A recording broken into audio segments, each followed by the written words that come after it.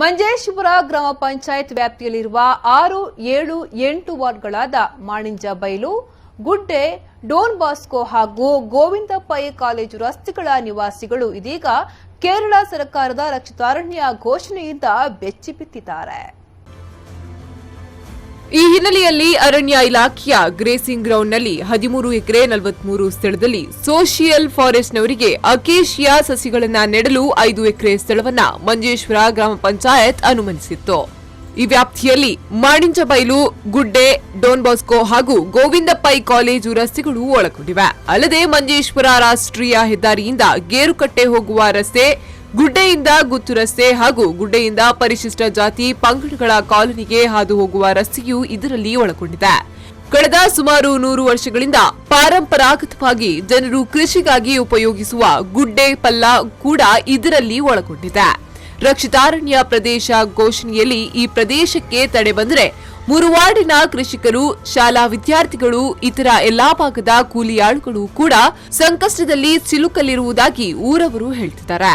ಈ ಪ್ರದೇಶದಲ್ಲಿ ಅಂಗನವಾಡಿ, ಖಾಸಗಿ ಹಾಗೂ ಸರ್ಕಾರಿ ಶಾಲೆಗಳು, ಆರೋಗ್ಯ ಕೇಂದ್ರ, ಮಸೀದಿ ಕ್ಷೇತ್ರಗಳು ಎಲ್ಲವೂ ರಕ್ಷಿತಾರಣ್ಯ ಘೋಷಣಾ ಪಟ್ಟಿಯಲ್ಲಿ ಸೇರಿಕೊಂಡಿವೆ.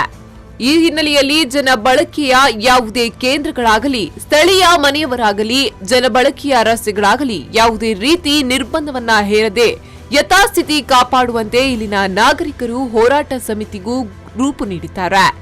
ಇದು 2 ಸರ್ವೆ ನಂಬರದಲ್ಲಿರುವಂತಹ ಉದ್ಯಾವರ ಗುಡ್ಡೆ ಎಂಬ ಸ್ಥಳದಲ್ಲಿ ಕೇರಳ ಫಾರೆಸ್ಟ್ನವರು ಈಗ ಅದನ್ನು ಬಂದ್ ಮಾಡಲಿಕ್ಕೆ ಹೊರಟಿದ್ದಾರೆ.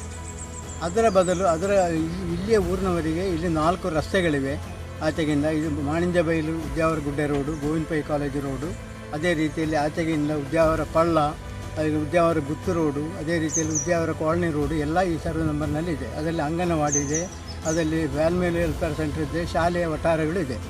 ಆದ ಕಾರಣ ಇಲ್ಲಿ ಈ ಜನರಿಗೆ ಇಲ್ಲಿ 1000 ಗಟ್ಟಲೆ ಜನರು ದಿವಸ ಹೋಗ್ತಾ ಇರುವಂಥ, ಮಕ್ಕಳು ಹೋಗ್ತಿರುವಂಥ ಸ್ಥಳ, ಬಸ್ ರೂಟ್ ಇರುವಂಥ ಸ್ಥಳ, ಇಲ್ಲಿಗೆ ಇರುವಂಥ ಯಾವ ತಡೆ ಇಲ್ಲದೆ ನಮಗೆ ಮುಂದಕ್ಕೆ ರಸ್ತೆ ಅಥವಾ ಬಾಕಿದ ಯಾವುದು ತಡೆ ഇല്ലാതെ ಫಾರೆಸ್ಟ್ನವರು ಯಾವುದು ಉಪದ್ರ ಕೊಡದೆ നമുക്ക് ಮುಂದಕ್ಕೆ ಹೋಗಲಿಕ್ಕೋಸ್ಕರ ಎಲ್ಲ ഏർപ്പാടാಗಬೇಕು.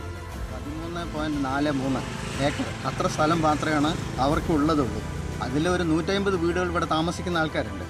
ഹെൽത്ത് സെൻ്റർ ഉണ്ട്, അംഗൻവാടി ഒന്നുണ്ട്, പിന്നെ ഗവൺമെൻറ് ഹൈസ്കൂൾ ഇവിടെ തന്നെ ഉള്ളത്, പിന്നെ SC/ST കോളനിയിൽ അവിടെ നിന്ന് പണിക്ക് പോകുന്ന ഡെയിലി പോകുന്ന ആൾക്കാർ പോകുന്ന റോഡുകൾ ഇതിലാണ്. അങ്ങനെയൊക്കെയുള്ള സൗകര്യം തീരെ ഉപയോഗം വേണ്ടതാണ്. പക്ഷെ ഇവരൊന്നും ചെയ്യുന്നില്ല. ഇതിപ്പോൾ ഇവിടെ ഫോറസ്റ്റുകാർ വന്നിട്ട് എല്ലാം ബുദ്ധിമുട്ടിക്കുന്നു. ഇവിടെ റോഡെല്ലാം ബ്ലോക്ക് ചെയ്യാൻ വേണ്ടിയിട്ട് പോകുന്നുണ്ട്.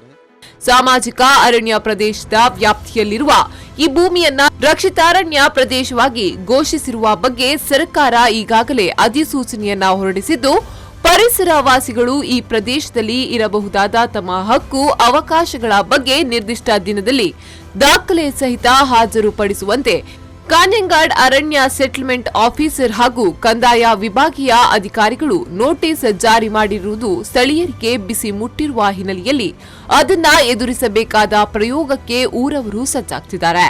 ಪ್ರಸ್ತಾವಿತ ಪ್ರದೇಶವನ್ನ ಹಾದುಕೊಂಡು ಹೋಗಬೇಕಾದ ಅನಿವಾರ್ಯತೆ ಇರುವವರು ಎಲ್ಲರೂ ಹೋರಾಟ ಸಮಿತಿಯಲ್ಲಿ ಭಾಗಿಯಾಗಿದ್ದಾರೆ.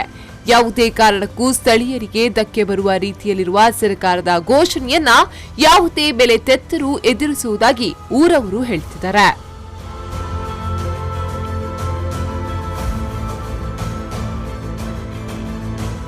ರೇಮಾರುದ್ಯ ಅವರ V4 News 24/7 ಮಂಜೇಶ್ವರ.